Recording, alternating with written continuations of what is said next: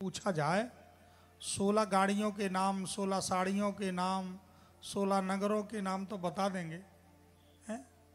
लेकिन 16 संस्कार के नाम और याद है तो बहुत अच्छी बात है। संस्कार ही सबसे बड़ी पूंजी है जीवन की। चाहे बेटी हो चाहे बेटा,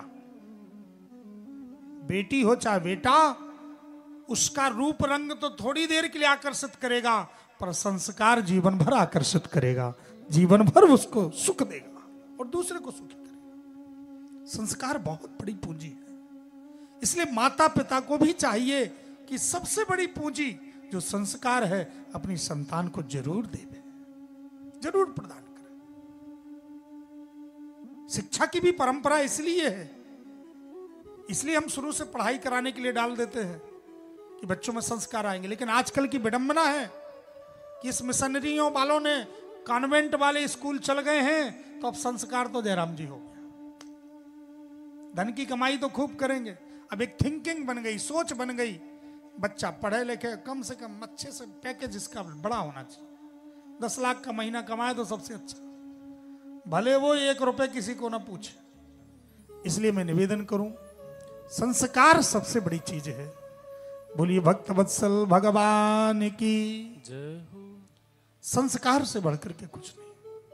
एक नामकरण संस्कार होता है। नामकरण संस्कार बरहों के बाद रखा जाता है। आजकल तो हॉस्पिटल में ही रख देते हैं। बरहों के बाद नामकरण होता है, भगवत परक नाम रखते हैं। जिनके रख गए हैं सो ठीक है, नहीं रखे तो सोच समझ के नाम रखना चाहिए जिसमें भगवान का नाम निकले। लोग ऐसे ऐसे नाम रख देते जिनका कोई अर्थ ही नहीं निकलता। चिंटू, पिंटू, गुड्डू, छुट्टू, पिंकी, चिंकी, रिंकी, डिंकी, पिंक है? नाम को और ज्यादा नहीं लेंगे, नहीं तो फिर किसी को बुरा लग जाएगा। और किसी का हो तो बुरा मत मानना। नाम आप भागवत में सुनेंगे, बहुत बड़ा पापी था अजामिल।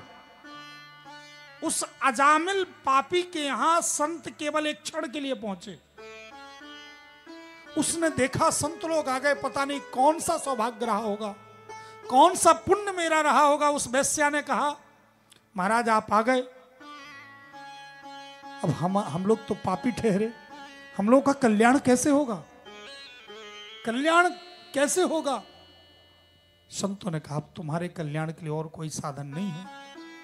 तुमने इतने पाप कर लिए कि अब तुम्हारे साधन से पाप का ही पूरा प्रायश्चित नहीं हो पाएगा, तो कल्याण होना तो बड़ी दूर की बात है। ऐसा करो, अपने बेटे का नाम नारायण रख लो।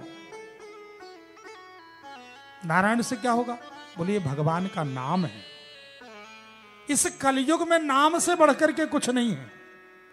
सोते जागते, उठते बैठते, चलते फिरते, कैसे भी भगवान का नाम। सांकेतम पारिहास्यम वा स्तोभम हेलन मेवच।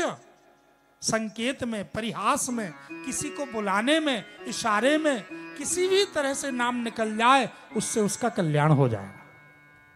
नाम निकल जाए मुंह से, कैसे भी नाम निकल जाए, उसका कल्याण हो जाएगा। इस कलयुग में नाम से बढ़कर के कोई नहीं है।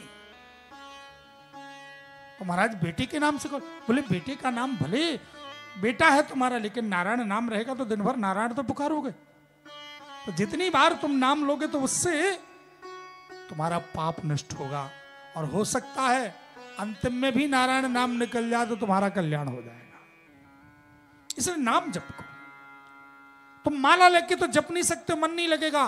बेटे के मोह में ही सही, कम से कम नारायण नारायण तो पुकारोगे।